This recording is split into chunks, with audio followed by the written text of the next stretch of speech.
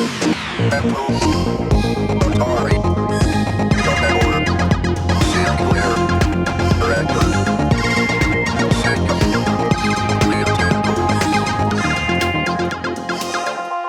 and welcome back to another Retronaut video. So this is, would it be?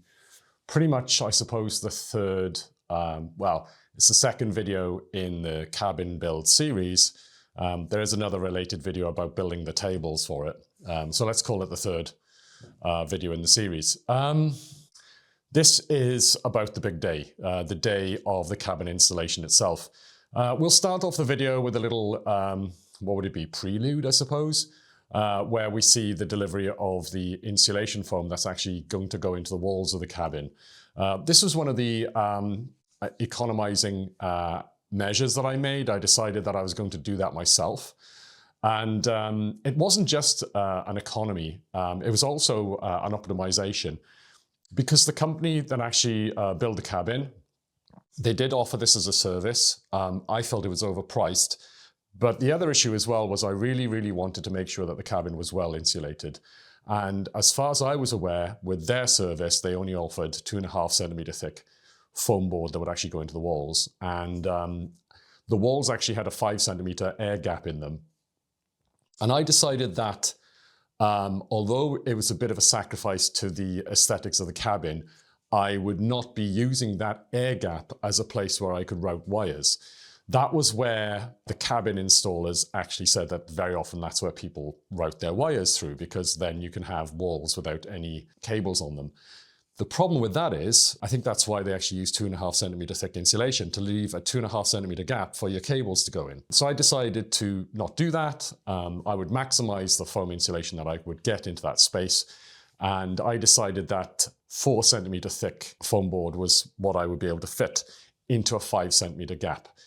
Bear in mind that the walls are not perfect, so there was the possibility that there would be certain places where there'd be a pinch, and that would mean the foam board wouldn't go in that easily. So I was really worried actually that the foam board wouldn't go in, because there was a bit of a weird political thing where, although it was my choice not to do those things, I think it was the things that actually the installers made a lot of money on. And therefore, I felt that there would be some kind of resentment and possibly a lack of cooperation helping me to do the same job.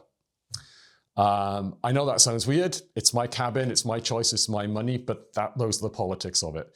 You know, normally the installers would do that work. They're probably making a big, big profit on it. So there would be some kind of issue over that. Anyway, I would see how it would go. So we'll start off the video with the foam boards being delivered, and then soon after we'll get into the main installation itself. And I think in this video we go all the way through to me painting it, which again it turned out to be an economizing maneuver, let's put it that way, that actually ended up saving me a lot of money, but costing me a lot of time. That was the big problem, is the amount of time that it took to paint the cabin. And that's going to be a bit of a theme with these videos, where I've saved money, but obviously then I have to do the labor myself. And in some cases, it's a lot of work. So that was the choice I made. But I had to make those choices to get this cabin project done, because otherwise it just would have been too expensive to get the end result that I wanted. A cabin that was well insulated in its floor, in its walls, in its ceiling, and had the right level of electrical fittings that I wanted, and so on. Again, that was something that they offered to do the electrical installation, but the actual package that they offered only involved one light switch and one plug. And I needed a lot more than that.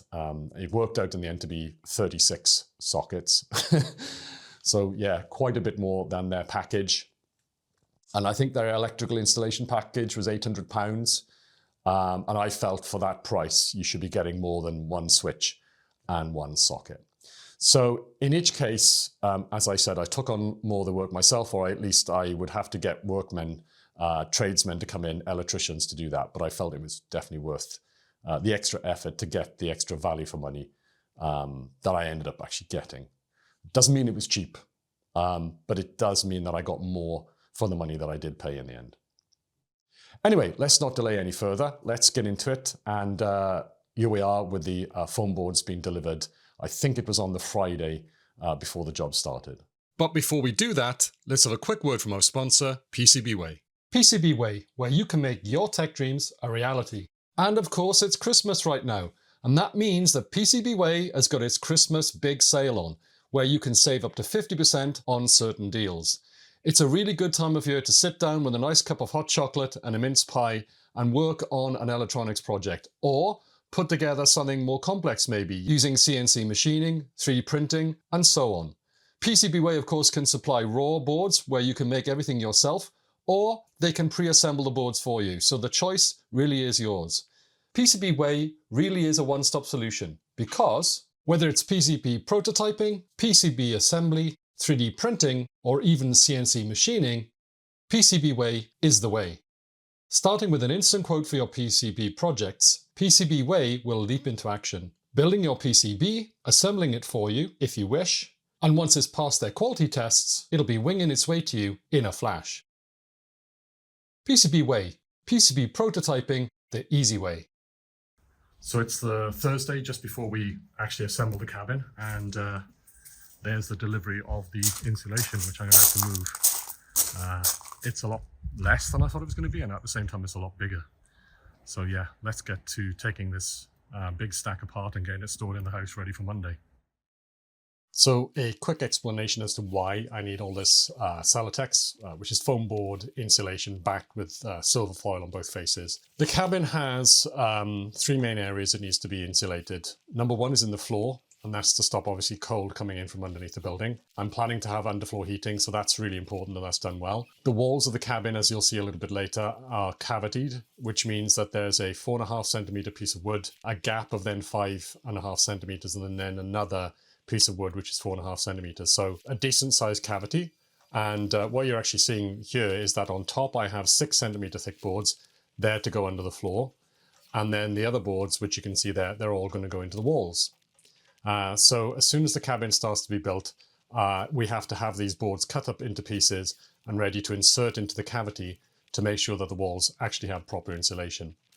Now the ceiling, that's another story. We'll come to that later, but I'm thinking right now that foam board isn't the best solution for that. Not quite decided yet how that's going to go, but I definitely think I'm siding on the side of rock wool, which is a mineral wool, which you can actually put in between boards. So yeah, we'll see how that comes out later. So it's the day of the cabin installation, and as you can imagine, I'm pretty nervous. I'm keeping an eye on the door there because they haven't actually turned up. It's about 8 a.m. and they were scheduled to be here about this time. So yeah, I've got to listen out for the doorbell ringing for them to let them in and let them crack on with the job. So what's going to happen today is going to be pretty rapid, I think. From what I've been told, they're going to build the second base, which is actually going to be the floor of the cabin and the floor of the veranda. And very soon after that, they're going to start erecting the walls. It's basically prefabricated. It's already pre-cut, all the wood. So it's just a case of them, well, I say just, they have to obviously slot it together in the order that it's meant to be put together, obviously. So what am I doing? Well, I'm actually going to be kept pretty busy because I'm meant to be doing the insulation. My living room right now is actually full of foam board, Celotex. And I chose Celotex because it's very fast to install. Could have used rock wool, but the problem with rock wool is you have to basically stuff it into the voids. This cabin has a cavity wall system, so there is actually pretty good insulation out of the blocks. The walls are 4.5 centimeter thick, then an air gap of 5.5 centimeters, and then another wall of 4.5 centimeters. So quite a substantial wall altogether. I think I worked it out to be 14 centimeters thick. And into the void, in the gap in the middle, I'm going to put 5 centimeter wide Celotex. So it's going to be relatively snug in there, which hopefully will keep the walls nice and insulated. In the floor, I'm going to put in 6 centimeter thick boards between the joists, and the depth of the floor is meant to be 7 centimeters. So basically a 1 centimeter gap at the top, and that's as an air gap, because I've been told that you should leave some kind of ventilation at the top of most insulation to allow for moisture to basically travel around so it doesn't get trapped in one place and cause rotting, which is obviously very important in a wooden structure. It's going to be quite a tall building altogether. It's got a little peak roof. It should look quite cute. I would describe it as being like a mini cricket pavilion. I know that's not a familiar term maybe in America, but one of those little sports houses you might have on the side of a pitch, like a ball game pitch. It's quite charming looking. In America, you probably think of it as in Old English, something from the eastern states, Boston or something like that. Obviously over here, it's where the style comes from in the first place. So there's going to be a veranda here. That's why there's sort of two sections to the foundation. 1.5 meter wide veranda, which will be quite nice on a sunny day. Sit outside, have a coffee, relax, possibly even a little bit of chocolate sometimes, you never know. What else is there to say? Oh yeah, the ceiling. We've got to insulate that as well. But that's going to be done once the cabin's obviously installed. And our first priority, once that is done, is actually painting the cabin, preserving it from the weather. It's now mid-September. In the UK these days, September's actually not that bad anymore. Tends to be reasonably good weather, although it has been raining a lot recently. The weather forecast yesterday for the evening was no rain, and it rained. So it's a little bit moist this morning, but nothing too bad. The forecast is for cloud and sun today, so I'm hoping it'll be mostly sun to dry things out a little bit. But you know, that's kind of normal for this cabin. It has to survive this kind of weather. So yeah, I'm going to go back inside and cross my fingers that everything goes well today, and hopefully we'll make a nice video as well so you can actually see the progress of the build. Right then, fingers crossed. So the lorry's just arrived, and I'm pretty much sure that must be for me. I mean, look at it, there's so much stuff there. Pretty big lorry. No sign of the guys yet though. So I had a quick conversation with the lorry driver because we're going to have to block the road. It's just a necessity, obviously the road isn't wide enough here to allow lots of vehicles to go past. It's a massive old lorry, isn't it? So the team are here apparently. Let me see if I can see them down the road. Yeah, there's a van there, a little bit down the road, they're lurking there. And I'm going to try and hopefully film this being unloaded. Obviously preparing beforehand for the truck, I made sure I got my car out of the way, cleared my front drive because I knew that area would be required to take, well, you know, a massive amount of timber. This was going to be a 6 meter by 6 meter cabin, so I knew that I had to make quite a lot of space for it. As you can see, it's a pretty heavy duty truck, and I'm really worrying at this point, as anybody would, that something's going to happen catastrophically. They're going to drop the wood and it's going to damage my walls because they took a lot of effort to get built. When you're a homeowner, you know, you're always worrying about something happening to your property. So they did actually manage to get it in without causing any damage, as you can see. I mean, it's not that surprising. They do this day in and day out, but all the same, you're worried because accidents happen sometimes. You can see that one of the guys is actually there. He's the guy in the fleece with the shorts on. And he's actually the only installer that turned up on the day. I understood that there was some kind of problem with the vehicle of, ooh, that's getting quite close, isn't it? Ooh, yeah. Anyway, got in there, that's good. And yeah, he was telling me there was a problem with the other installer, which only makes 2 of them. Apparently his car had a problem, something like that. I don't know. I don't know if it was just an excuse or something. But anyway, he was the only guy that actually turned up on the day. So I ended up actually volunteering to help him move some of the wood, which I shouldn't do because I have a slip disc in my back, which is pretty serious. You've got to be careful with those. But as I thought it would be carrying stuff pretty much upright, I thought it wouldn't be too much of a risk. And I was just eager to get the installation going along a little bit faster. You know, a little bit disappointed. I paid quite a lot of money for the installation, so to see only one guy turn up on the first day was a bit of a disappointment. But I thought to myself, well, maybe it's a blessing because don't forget, as the installation people do stuff, I have to put the insulation boards in. So I thought to myself, maybe it's a good thing because he's going to be a little bit slower than normal, and that's going to give me a little bit of time to actually get in there and get the foam board installed where it needs to go. I wasn't really sure at this point how much they were going to get done on the first day. So anyway, let's see how it goes. So at the moment, the damp-proof membrane is going down and just helps to separate, create a moisture barrier between the lower foundation and the actual floor of the cabin. So I don't think this is going to take too long. And I think once it's in place, the actual foundation, the floor of the cabin, I should say, will actually go on top of it. So yeah, things are progressing. So together we managed to get the wood into the back garden, which the guy needed to make a start on the base of the cabin. So at this point, it's a bit crazy because we have the concrete base, we also have the wooden base that my guys built, and then on top of that, there is now another base. And this is actually where the insulation will go. So you can see there's a damp-proof membrane there, and that will obviously stop wind and moisture coming in from below. And then on top of that, what I'm going to do in the next stage is I'm going to put in the foam board that I showed you arriving earlier. So that's going to give 6 centimeters of insulation from the outside world, and then underneath that, there will be the damp-proof membrane. So hopefully, when the cabin's finished, that's going to really produce a nice toasty environment with the underfloor heating on top of it. Finally, the sun's come out, and it's about midday, a little bit after midday. And you can see that the main cabin area of the floor is actually down now. I'm glad I didn't actually cut the foam board, because it turns out they don't actually put the beams 50 centimeters apart, they actually put them 60. So probably what would make a good idea is that when I actually cut each bit of foam board, measure it beforehand, just make sure it's correct. But that should make the job a lot easier, because they're actually 60 apart and the actual foam board is 120. So it should hopefully be just pretty much cutting them in half and slotting them in. And then it looks like there's just a little slither at the end, which is a bit thin.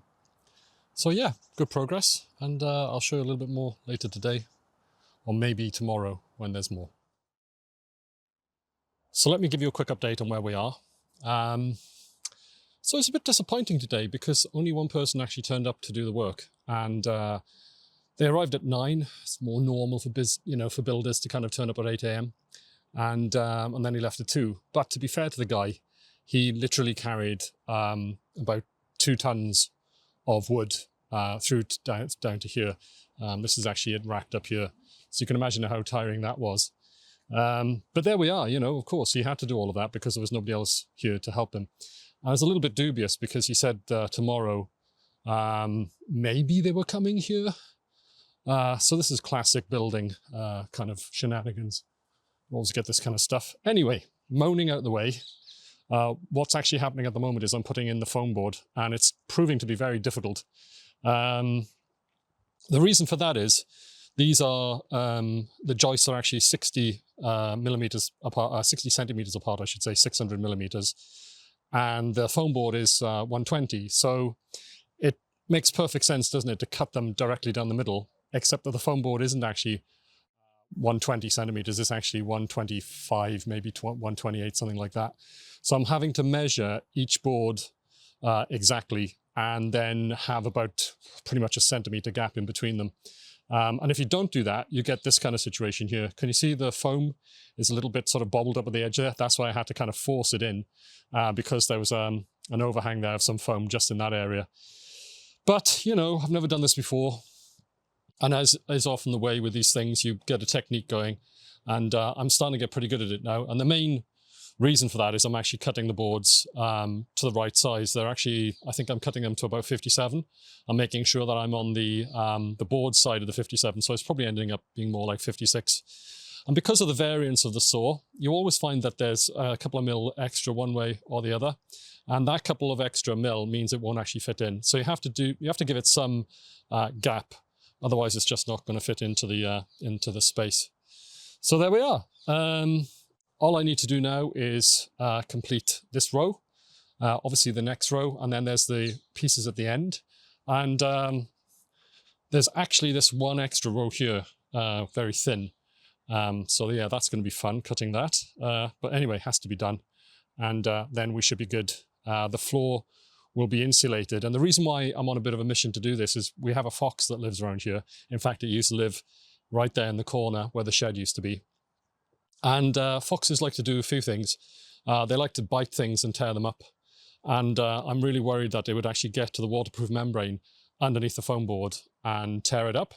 I doubt that it's actually going to have a go at the foil because it's foil and that's horrible to bite. So I'm hoping that the foil will not prove to be attractive for it to have a go. And it's also recessed. So hopefully that's going to stop the fox having a go at it. So I'm on a bit of a mission at the moment to try and get this done before the sun sets, so that I can make sure that the damp-proof membrane is protected from Mr. Fox.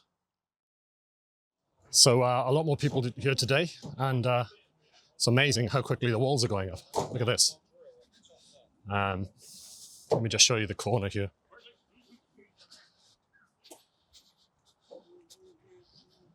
There we go. So it all interleaves together.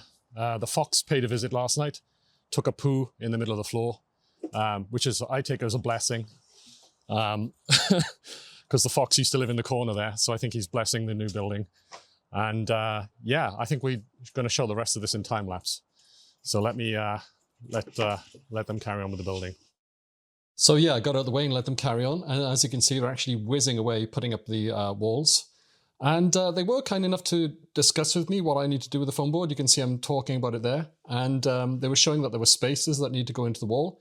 So I'm discussing with the painter decorator what we're going to do with the foam board here. And I think they've actually gone for lunch at this point. They were driving from Kent, which is quite far away. So they were having a sort of accelerated day, if that makes sense. So lunch would have been like 11 o'clock or something like that. So yeah, we're discussing what's going to happen with the foam board. And don't blink, because if you actually do, you'll probably miss me actually putting some of the foam board in. So yeah, they're putting in some more. There goes a piece of foam board. And I'm looking and measuring there, you can see.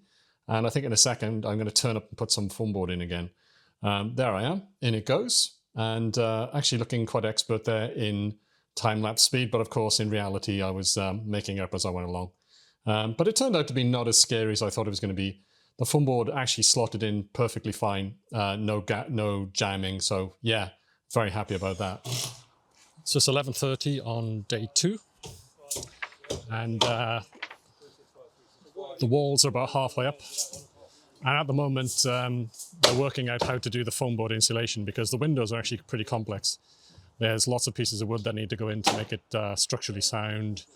And you see those vertical pieces of wood? Well, they actually keep the walls apart, because there is an air gap between the two walls of the cabin. So they're actually putting that together at the moment. And pretty soon, the foam board will all be gone in around the windows, which will make sure that it's insulated nicely.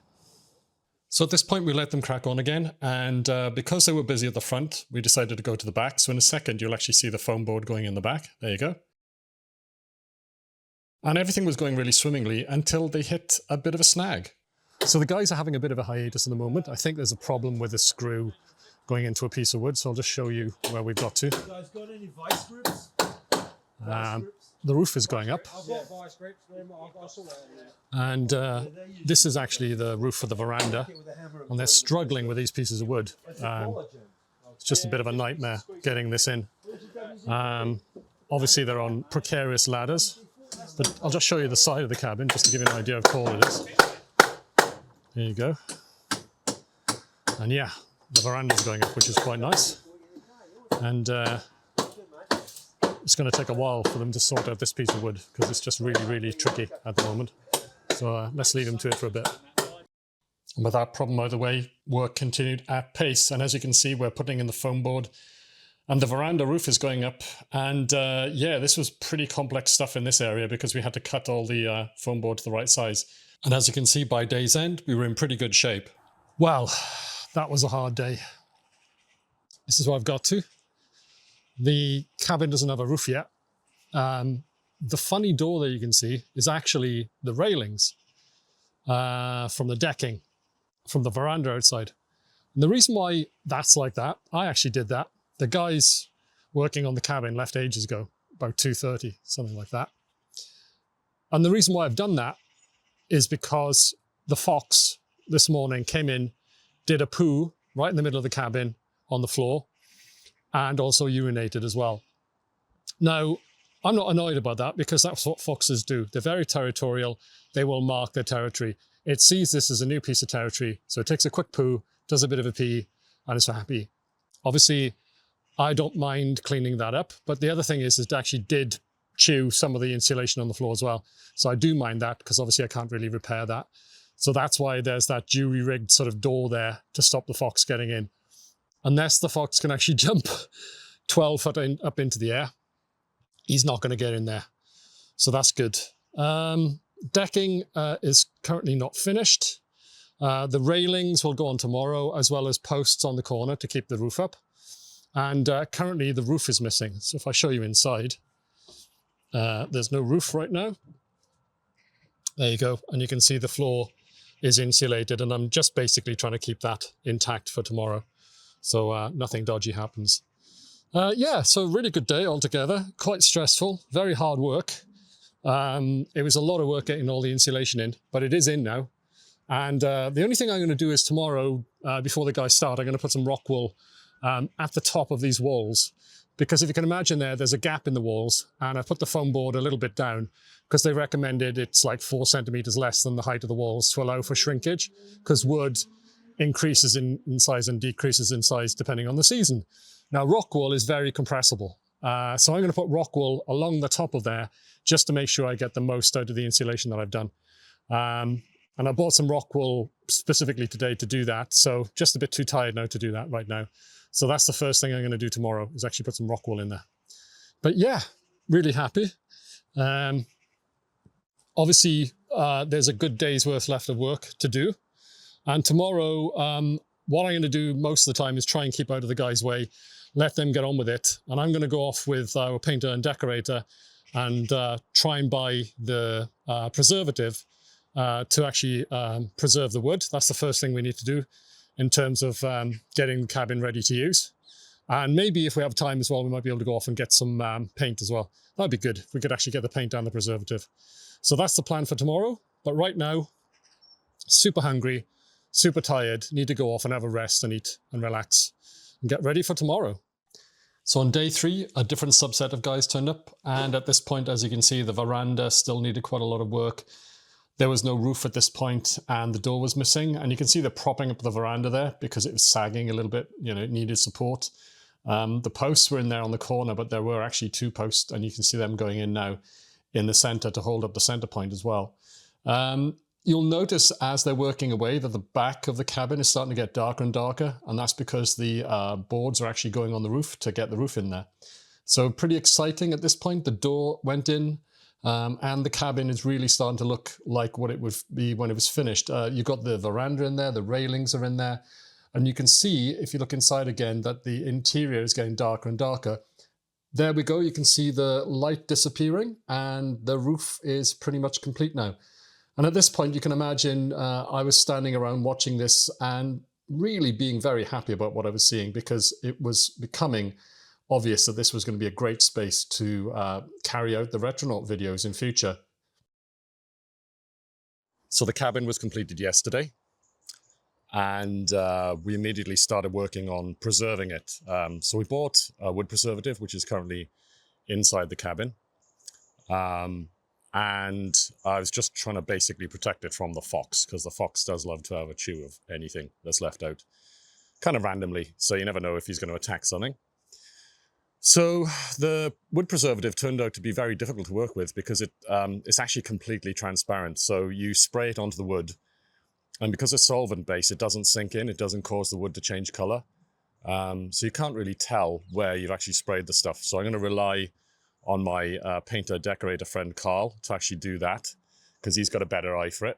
And I'm going to concentrate on, well, I was concentrating actually on the windows last night.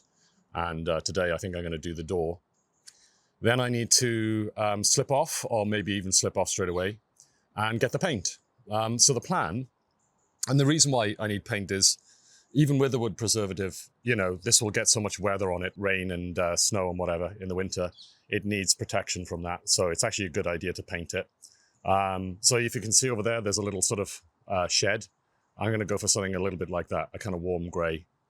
That's the color I'm going for. And I think I'm going to have the windows in a kind of anthracite trim, which is a kind of dark, sort of cool gray, I think. That's the idea. And then the boards, the sort of kickboards that go along the bottom of the cabin, made out of decking. I'm probably going to go for that being the same anthracite as a sort of accent as well. There will be a fascia up here eventually. That's been left off, so the roofer can actually do his job. He visited this morning, and he just basically took his own measurement of the roof just to make sure that, you know, is exactly the right size. So he's going to supply a list of materials to me, and then I'm going to order that. And then once that arrives, he should be able to get the roof done and finished off. So yeah, we might have to do a little bit more painting on that once that's installed, I suppose. So that's it. So basically what I'll do is I'll put this on time lapse again so you can see what we're doing today.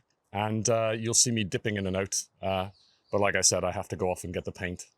So that's important that I get the color right. So I'm going to go and try and get some kind of color reference. And yeah, that's my mission for the day, to buy, I think it's about £700 worth of paint. It's very expensive, but it's a big cabin and it requires a lot of paint to get it covered. So yeah, mission. Better go and get that done. So at this point, the painter and decorator was with me, and he was working on spraying the sides of the cabin with a preservative. Horrible stuff. You know, have to use a respirator to keep it out of your lungs. And he was more able to see where he'd actually sprayed it. So I was focusing, as you can see, on the door and the windows. I'd already applied masking tape to those, and I was just basically going around and making sure that I got the preservative onto those in as efficient manner as I could. And at this point, you can see a few days has gone by and the painter decorator is actually finished, and I'm left to carry on painting the rest of the cabin. That meant that I actually used the spray gun to spray the sides and the back of the cabin.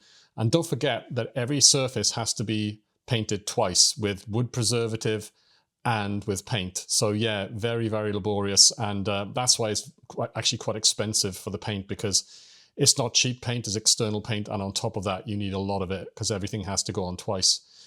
So you can see I'm working my way around the railings, and this is something I didn't actually really completely finish.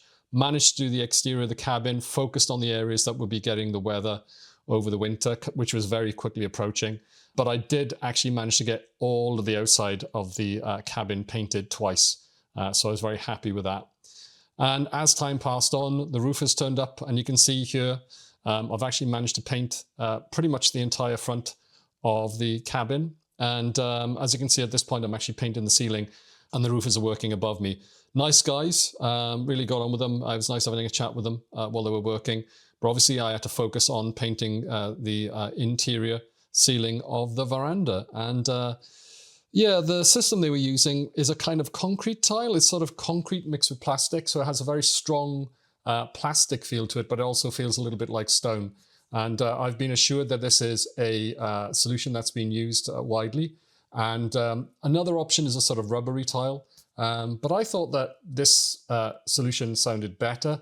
And on top of that, it was about, I think, 25% cheaper, something like that. So it seemed like a good combination of characteristics. But I think the roof was looking really fantastic at this point. So I've clambered up onto the roof of my cabin. And I just want to show you some of the progress and some of the details of what's actually been going on for the last, it's a week now, I think. They turned up on Monday of this week. It's now Saturday, and they were hampered on the first few days because it was raining a lot. Rain has been a big feature of September and also early October, unfortunately. And there have been a few sunny days spotted here and there. So for instance, this week, my employer was kind enough to actually let me take off Thursday and Friday. Both of those were on paper sunny days. So Thursday turned out to be actually cloudy, but at least it didn't rain. And Friday and today are actually quite sunny. Clouds in the way right now, but it's actually been pretty sunny the entire morning. So the roof right now, you can actually see the slate that they're using, which is an artificial slate. And I'm actually really happy with it. Has a very nice sort of modern look to it. It's pretty strong stuff. I think it's a polymer mixed with concrete, as far as I understand it. So it's stable and long-lasting and weather-resistant, obviously. And it's, you know, aiming to kind of reproduce natural slate. But obviously that's in shorter supply these days. So these days, you know, people are looking for alternatives to it. Here is quite interesting because there's some flashing here, which is quite a big gutter. And that's in the sort of, I would call it, I don't know what the name is, to be honest, the technical name. Let's call it the sort of armpit of the roof, the internal angle. And the water will obviously come off the tiles and flow into that gutter and then come down into gutters, which are actually going to be placed there. So you can see there's wood projecting out there, and that's actually where the gutter's meant to be to catch the rainwater and to then, obviously channel it down to somewhere. There's actually one of the apex tiles. I think they're just trying that out at the moment. And they put battens on there to actually hold up those. They're actually made out of something like concrete, quite heavy, like a stone material. And those will actually be placed on the apex there, and obviously the apex of the top of the roof there. You can see they put some battens. So underneath is a waterproof membrane, and although it was waterproof, it rained a couple of days last week really, really heavily, and the wind actually got underneath the membrane and was driving the water upwards, into the membrane. And although the water should have been running down, it was actually being pushed that way, and it did actually get a little bit wet inside the cabin. So I'm glad now at least they've got the battens down, as you can see. I was quite surprised to see that they did two lots of battens. The first set run down the roof, as you can see, and then there are battens that go across it, which are the ones which actually hold the tiles. So there's actually quite a big void, about 10 centimeters or so, between the actual surface of the roof and the actual surface of the tiles. I'm really happy with the job so far. It's looking really good. Looking forward to it being finished. It's going to be raining a lot on Monday again, unfortunately. So they may not actually turn up, obviously, because they can't just sit out in the rain, getting soaking wet working on this. So fingers crossed the weather forecast will change and there'll be better weather, and they'll be back on Monday. And I think when I saw how much the guy got done today, because one of the roofers turned up to do some work, I'm hoping that he can get most of it finished on Monday and then maybe finish off on Tuesday, do the detailing work. So yeah, just thought I'd show you this so you get a better idea of actually what's going on with the roof. And of course, as that week wore on, the roofers carried on working away on the roof, and I beavered away working on the painting job. And you can see at this point, I've actually got the anthracite paint out, and I'm actually working on the doors. As I said earlier, everything is now preserved twice with wood preservative, so really well protected from moisture. And now the outside of the cabin is fully painted twice with the paint.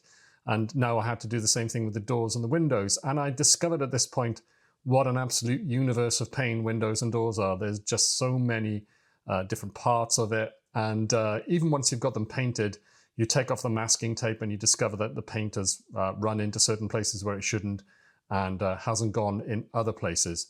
But at the end of the day, I managed to get it all done. And yeah, I'm really, really happy with the way the cabin actually came out in the end. I really think it's looking fantastic, and I'm looking forward to getting in there.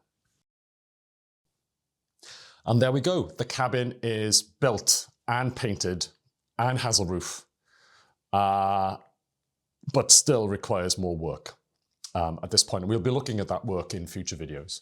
If you're still interested, they'll be there for you to watch. There was a lot that went on during those. It was quite a few weeks, actually. The day of the delivery, as you saw, I was quite nervous. I was waiting for the guys to turn up. What actually happened was there was an issue, and there was only actually one installer that turned up that day. And I was pretty angry about that. Well, not angry, a bit miffed at the fact that, you're paying, I think it's £2,500 for the installation, and you've got one guy for that. It turned out to be an issue with one of the other installers. Apparently there was a problem with the car, and they're paid to basically do the installation. And at the end of the day, they will get it done. It might take 3 days, it might take 2 days, but they will get it done. As we saw in the video, the following day, a lot of people turned up, and there was massive progress on that day. And I think in the end, it did take 3 days to get installed. I think if they turned up fully cocked on the first day, it probably would have just taken 2 days to install the cabin, which is pretty amazing, really. There were no issues with the foundation, which I was really, really thankful for. I'd already cleared it with the cabin company. They'd come and inspected the foundation and made sure it was correct, and they were already happy with it. So I didn't really think there were going to be any issues when they turned up. The underframe was already built by us to their specification, so they only had to come along, put their frame on, and then, get on with it straight away. Obviously, it was a bit stressful that first day, then having to put the foam board insulation in. The painter decorator who I'd hired to help me with that didn't turn up on that day. And that was the beginning of the sort of unraveling of the relationship with that person because I just didn't find them to be reliable. And in the end, I had to take on the work that they were meant to do, painting the cabin, and do it myself. The end result of that is maybe not as good as what they would have done, but I did pick up enough tips from them while they were here to actually carry on and do the work to a reasonable standard. And it's actually still ongoing. I've noticed that one of the windows in the cabin has only been painted once on the inside, so I need to do that. Maybe next year, actually. I think I'm going to put up blinds for privacy concerns for my neighbor. But I think, yeah, I'm not going to paint it now because it's too much of a faff. But I think next summer, I'll take those blinds off and I will then paint that window. Not sure really, because to be honest, it's hidden behind a blind most of the time. But yeah, it would be good for my sort of, I don't have really OCD, but I'm a perfectionist. I do like to do things to a decent standard. So I will get that done. It's just a case of the order that I get it done in. Right now, there's a lot of stuff I want to get done in terms of setting up the cabin. So I think I'll leave that for later. Anyway, I hope you enjoyed this video. I think it was pretty informative about what's involved getting a cabin like this built. I had this naive image at the beginning of this whole process that, you know, it was just a few days work to get the cabin to the point where I could start using it. But the reality is trying to get tradesmen to come here to do electrics, to do roofing, it just takes time. And those people aren't always available immediately. They already have jobs booked elsewhere. And sometimes it can take weeks to get people to turn up and actually do the job. The electrics in particular was very long-winded because there are a lot of electrics in here. There was the installation of the electrics from the house to the cabin and so on and so forth. So yeah, all that stuff can take a great deal of time. Anyway, I hope you enjoyed this video, and don't forget there will be another video coming up soon where we look at the next stage of getting the cabin done. I think it's to do with the ceiling insulation, and we'll also have a video about installing, I think, the dado rail, the electrics in here as well. So yeah, there are more videos coming up pretty soon. And anyway, I hope you enjoyed this video, and if you did, then please click on the like button. Give the like button a donk, give it a hit, and that will help this video to go out to other people out there. And if you did enjoy this video and you've not been to this channel before, or you're not subscribed, then please click on the subscribe button. And if you do that, then please make sure you hit the bell on it as well. And that will give you notifications of when further videos from Retronaut and in this series in particular are released, so you can enjoy the ongoing saga of the cabin build. Anyway, I hope you enjoyed this video, and hope to see you in the next one. And until then, take care. Bye.